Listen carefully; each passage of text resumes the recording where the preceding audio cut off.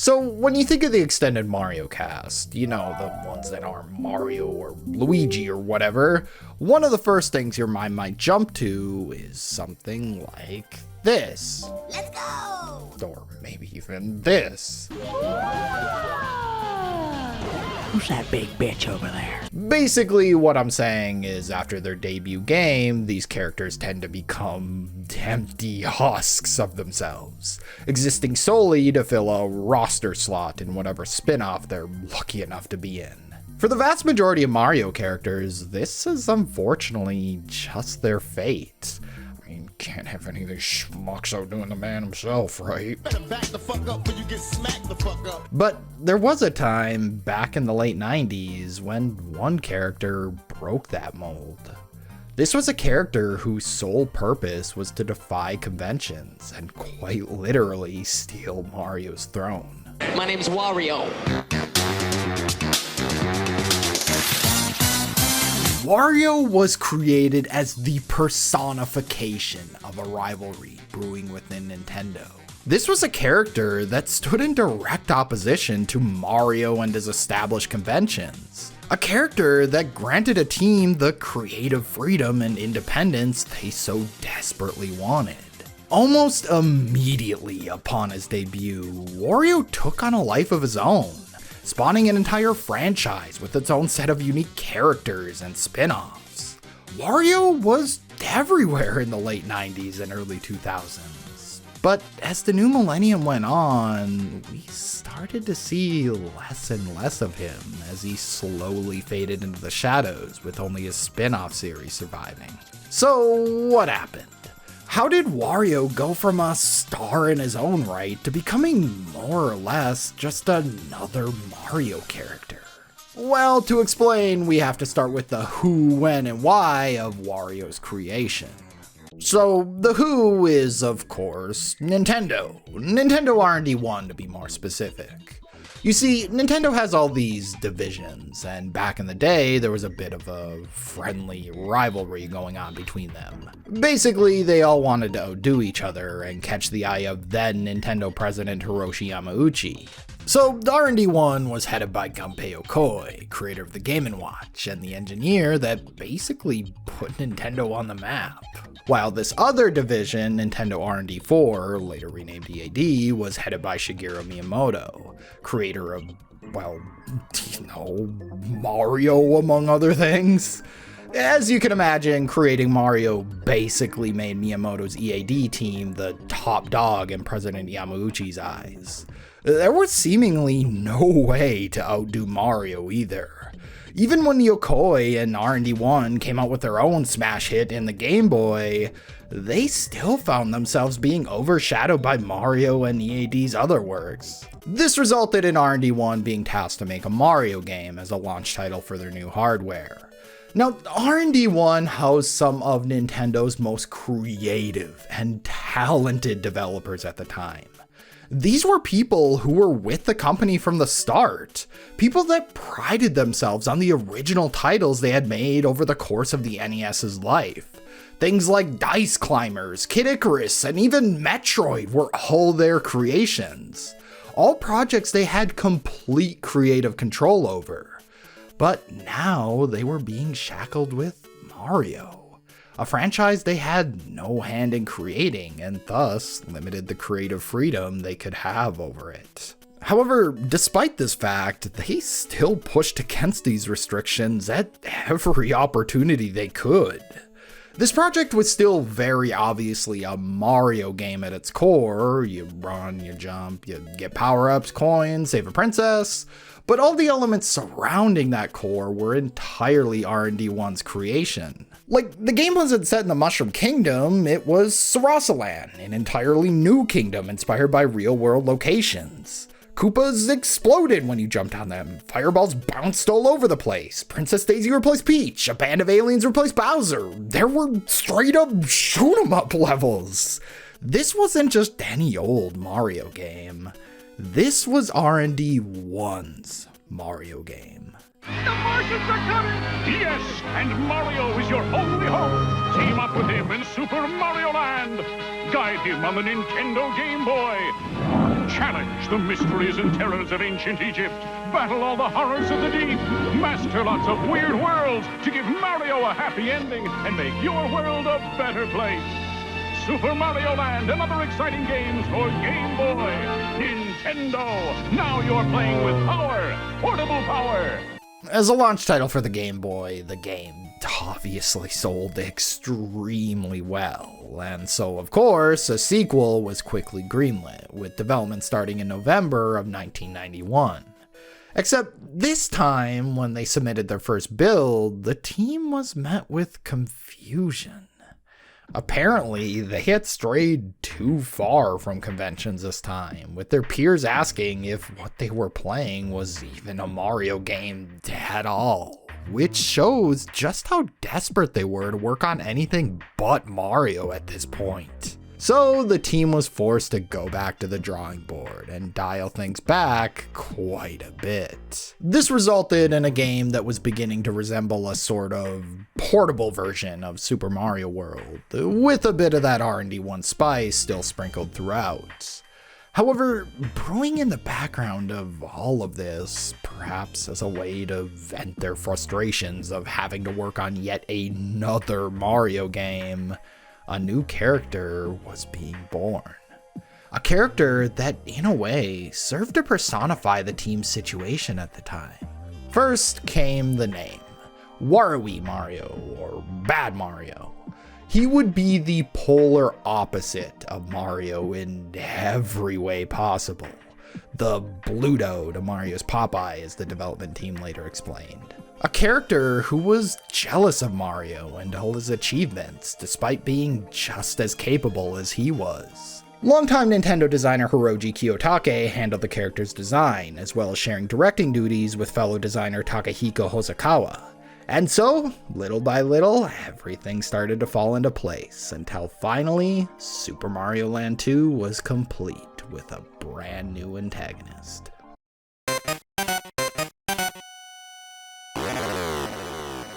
From the moment he appeared on screen, it was obvious Wario was a straight-up parody of Mario in his personality, role, and of course, design. As if I really look like this! Regardless, both inside Nintendo and out, people immediately fell in love with the guy. R&D1 especially. I mean, this was it. Wario was their ticket to the creative freedom they always wanted with this franchise. Their very own original character in the Mario universe that they could mold in any way they wanted. Outside Nintendo, fans fell in love with just how different he was. Wario was more crude and edgy, a stark contrast to other Mario characters who tended to feel a bit too sterile and mascot-like. Wario just felt more like a guy, an actual human being. And also it was the 90s, this fucker fit right in with all the gross out shit that was popular back then. And thus started the Wario Revolution, with R&D1 going all in on Wario, with him becoming a bit of a mascot for the team. The push to make Wario a star was immediately made apparent in the marketing for Mario Land 2, with him being featured fairly prominently in commercials over Mario. Obey Wario, destroy Mario. Don't fall under Wario's evil spell in Super Mario Land 2, only on Game Boy. Then, less than a year later, Wario was already appearing in another game. But this time, it was a Game Freak title, Mario and Wario. And even though Mario got top billing, it was Wario that took up most of the game's box art. But then it was time to create yet another Mario Land sequel. I mean, the first two games were by far some of the best-selling Game Boy titles of all time, so why not make another one?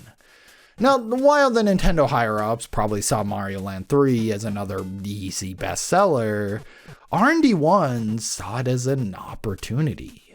an opportunity to elevate their boy from a one-off villain to a complete star in his own right.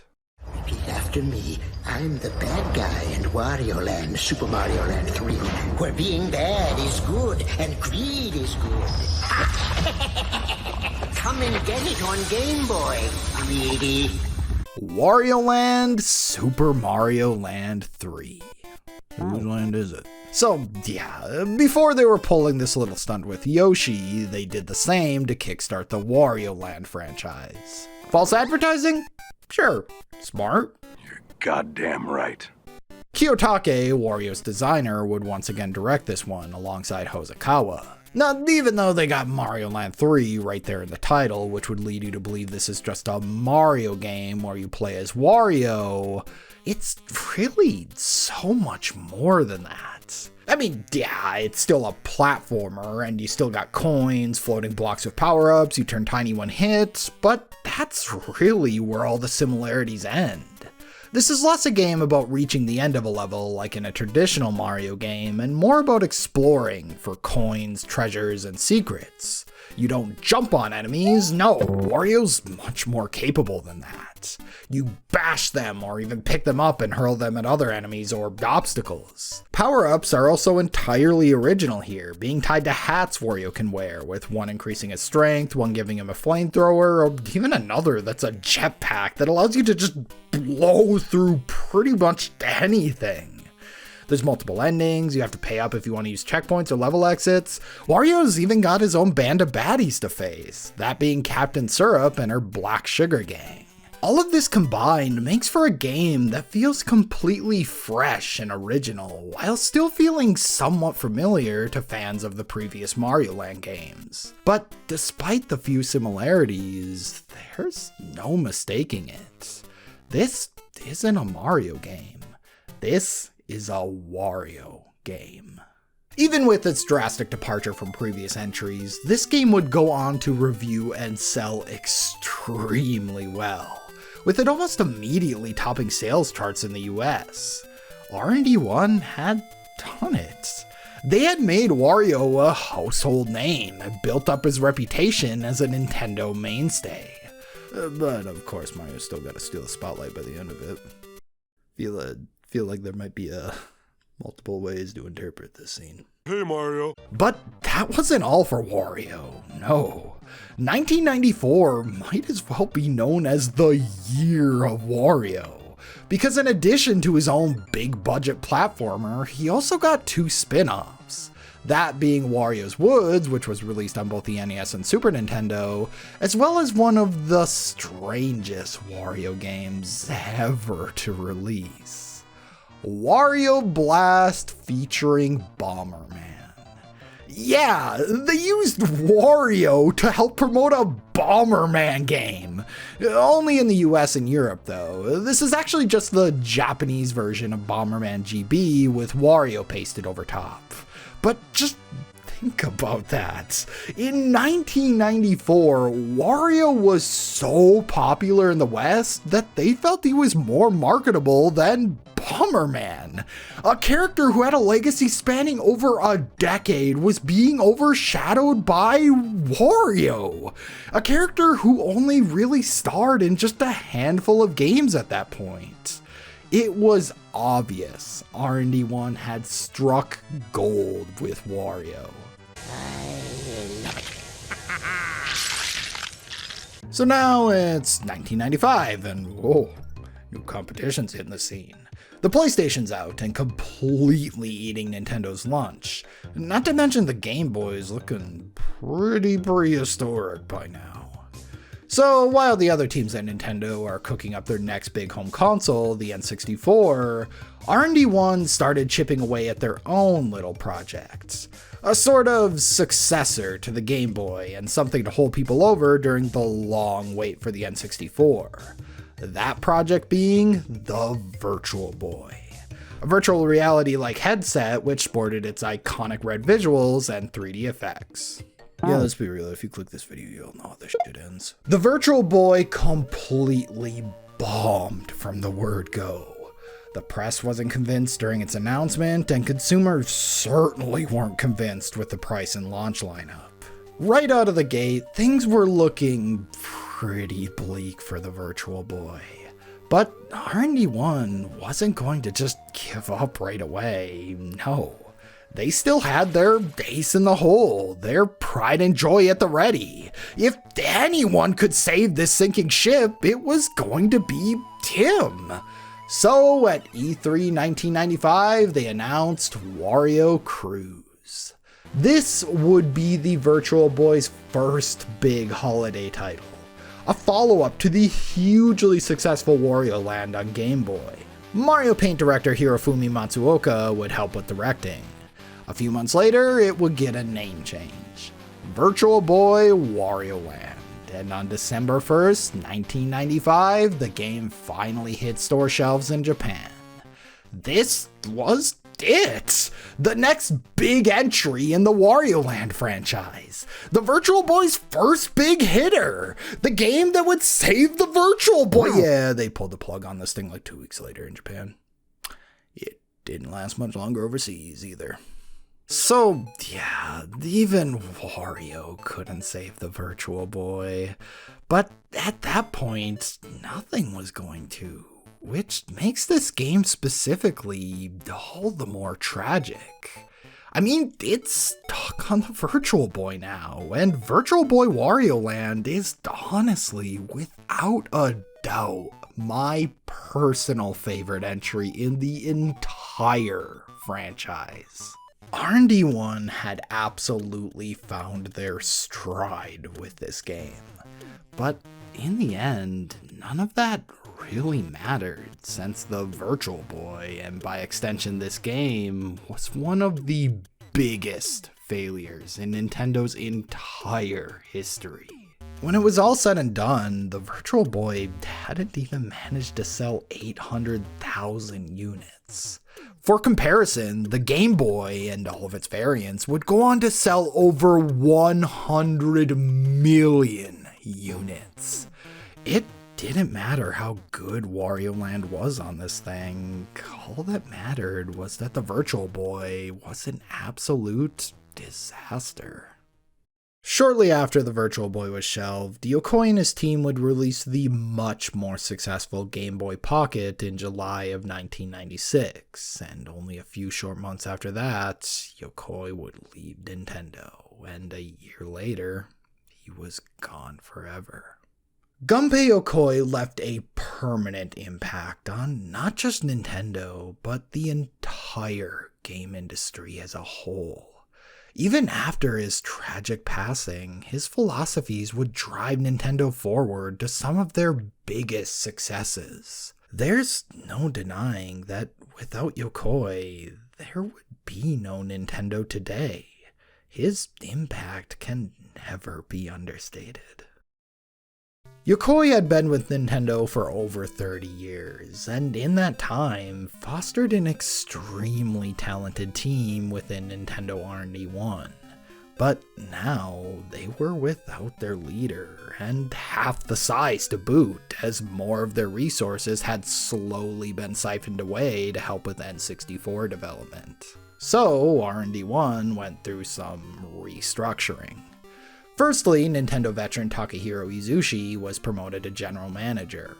Secondly, the hardware team was spun off into their own department, which left R&D 1 as a small software-only team. What was once one of Nintendo's largest and most prominent departments was now but a fraction of its former self. After this restructuring, the following year would be relatively quiet for R&D 1, and by extension, Wario.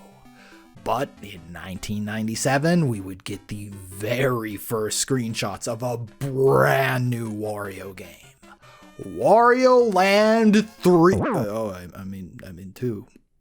Virtual who now? Now, upon starting the game, it becomes immediately obvious that R&D 1 wasn't the only thing that got restructured since the last Wario game.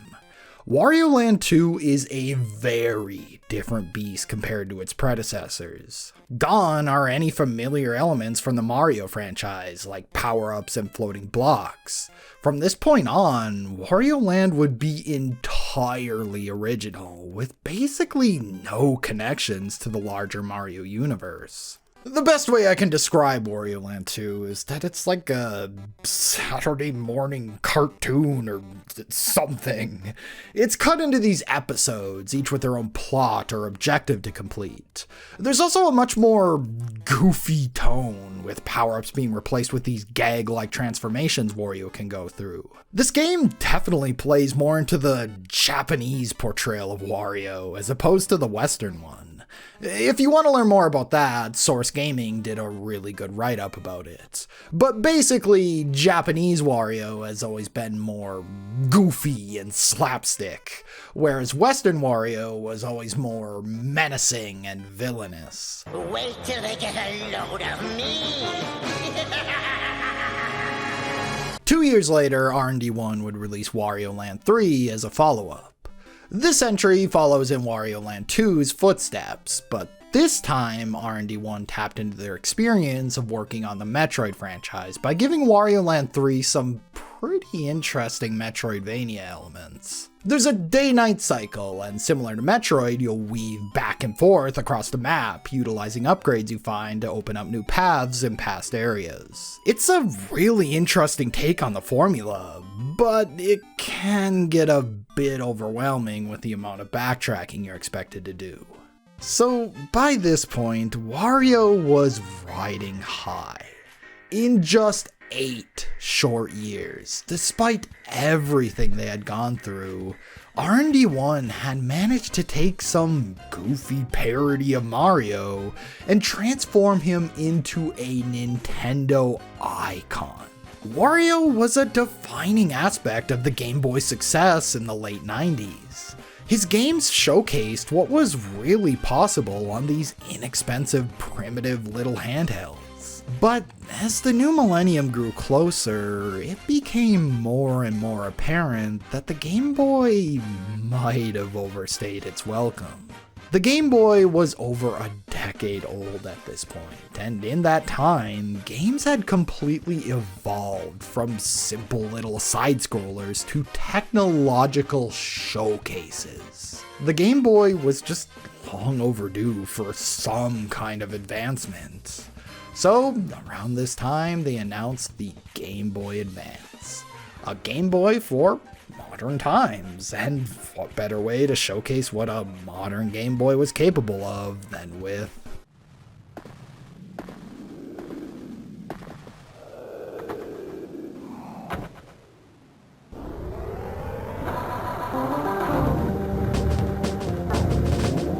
Wario Land 4 is the pinnacle of 2D platformers of this era. It's colorful, quirky, fast-paced, tightly designed, and just truly unlike anything that came prior to it. It's Wario Land with no restrictions, R&D1 letting loose, a completely fucking unhinged experience from beginning to end that you just don't see from Nintendo at all anymore. It's still a puzzle platformer, but the vibe and overall feel is completely unique. This time, Wario's pulling a heist on this ancient pyramid that was recently discovered. So you gotta get in, collect all the treasure, and get the fuck out of there before time runs out. There's a surreal, almost dreamlike aesthetic permeating throughout that's absolutely carried by some of the most extraordinary sound design I've ever seen in a video game. One single man, Ryoji Yoshitani, single-handedly did all of the sound design for this game, and holy shit. This fucking guy killed it. Every song, every sound effect, every Wario is perfectly crafted to create this beautifully experimental, cacophony. Everything just seamlessly modulates and distorts together, amplifying the absolute chaos that's constantly happening on screen. But at the same time, it's not afraid to take a step back and chill for a bit when the situation calls for it.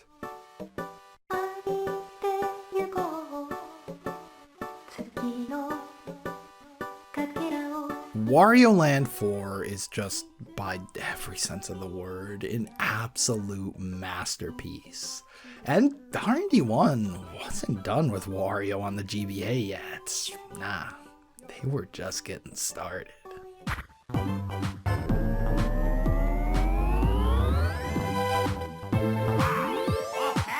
WarioWare was immediately recognized as an instant classic, being the perfect handheld experience with its addictive, fast-paced, pick-up-and-play nature.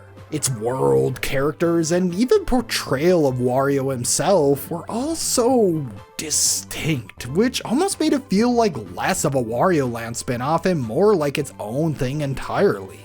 Later that same year, they'd put out an enhanced port on the GameCube with the help of Intelligent Systems. Not only were consumers in love with WarioWare, but it was obvious the development staff was as well. It was a laid-back project that allowed them to just cut loose and work on some silly little mini-games. R&D 1 continued to show off their resilience here.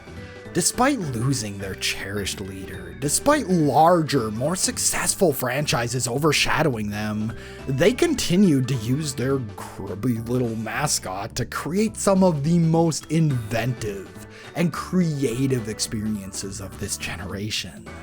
But then, just a year later, R&D 1 was no more. Now, there wasn't any, conspiracy or nefarious reason behind retiring R&D 1. It was actually just a strategic move. In fact, basically all of Nintendo's departments were retired and restructured around this time. It was all a part of newly appointed Nintendo president Satoru Iwata's plan to make the company more efficient due to the then quickly evolving video game landscape.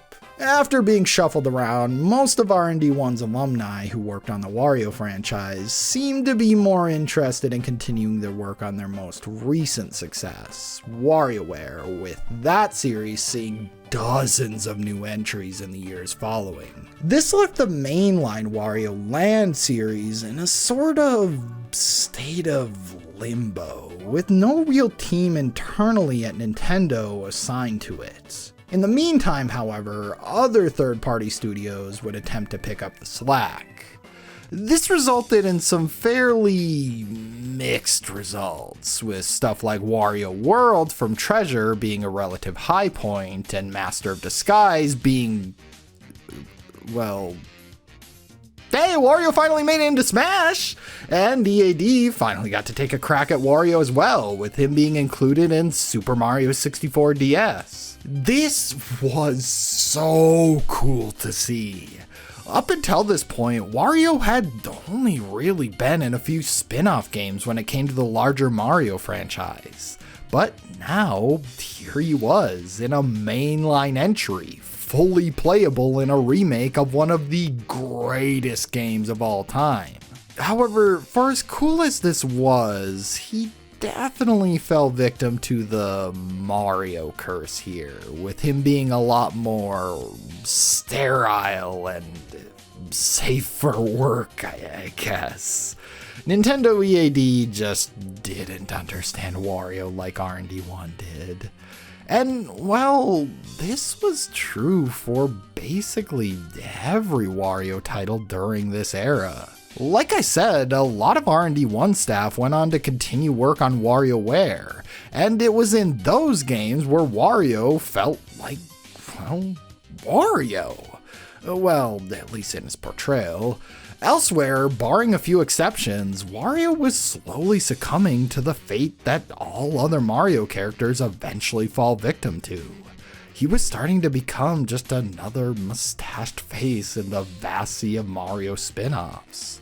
Wario's days as a big platforming star were seemingly over.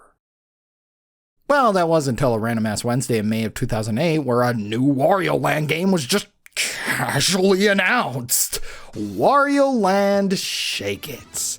Yeah, a brand new proper Wario Land game. With that year's E3 just around the corner, this felt like such a bizarre way to announce something like this. But a few weeks later, it'd be featured in a weekly Famitsu article before being playable at E3, and just a few short months after that, the game hit store shelves. It had been 7 long years since the last proper entry in this franchise. And with R&D 1 being no more, it was starting to seem like Wario Land was just never going to come back. So if it wasn't R&D 1, then who was making this? EAD? Intelligent Systems? No, it was actually Goodfeel, a relatively new studio founded by an ex-Konami employee.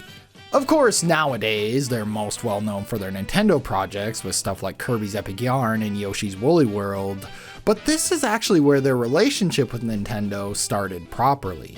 Straight up, this feels like a game made by some of the biggest Wario Land fans ever. A complete love letter to the entire franchise with its beautifully hand-animated sprites, callbacks to previous entries, and its tight exploration and puzzle-focused gameplay.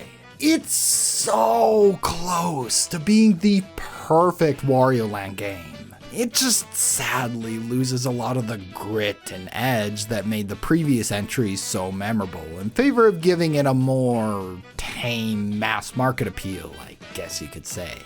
An unfortunate side effect that came with being on such a family-oriented platform like the Wii. And, well, this is kinda where the story ends. While Shake It was a reasonable success, if I had to guess, it probably fell a bit below Nintendo's expectations. Especially after a presumably costly viral marketing campaign, and not to mention the budget that must have gone into making a completely hand-drawn and animated game of this scale. Also, there was kind of a big old recession happening. That probably didn't help much. So, Goodfeel left Wario behind to move on to other projects involving franchises like Kirby, Yoshi, Peach, and eventually even their own original IP with Bakaru. With Goodfeel gone, the Wario Land franchise once again lay dormant, and that's where it remains to this day, with seemingly no other studios interested in picking it up. The WarioWare franchise, of course, continues to be a relative success, and Wario's still a mainstay in basically every Mario spinoff, but Wario just feels like he should be so much more than that at this point. A character with the history and pedigree that Wario has built up throughout the 90s and early 2000s feels like a character that should warrant so much more respect than he currently does. Wario Land was a defining aspect of Nintendo's success throughout their early years. It was a series that came from one of Nintendo's most prolific teams, and despite its smaller scope, managed to rival some of the juggernauts of the era. But despite all this, it's unfortunately fallen to the wayside, right there with all of Nintendo's other niche and mostly forgotten series. And it's not like there isn't an appetite for Wario Land. I mean, the indie scene has shown there's still a massive market for these types of games, with stuff like Pizza Tower and Anton Blast being heavily inspired by Wario Land and becoming instant successes. There's no way Nintendo hasn't taken note. So while it's a shame to see Wario Land be forgotten and neglected for so long, I think it's only a matter of time before we see the return of this historic franchise. Wario just needs to find a new studio to call home. But even if that happens, one aspect of this franchise that'll never be able to return is R&D 1. So much of Wario and this franchise stem from unique aspects of the individuals who worked on these titles. They poured so much of themselves into every project they touched. Their pride, their ego, their sense of humor and creativity are all components that made these games what they are. And that's sadly something that'll never be able to be recreated, no matter how hard you try. Regardless, I still think it's worth bringing Wario Land back someday. It carries not only the legacy of a beloved character, but the legacy of Nintendo themselves and the historic team that helped build them to where they are now. Because without Wario, without R&D1, without Yokoi, Kiyotake, Hosokawa, and everyone else involved in creating this insane little man, without any of that, there would simply be no Nintendo today. Yeah, yeah, yeah, yeah.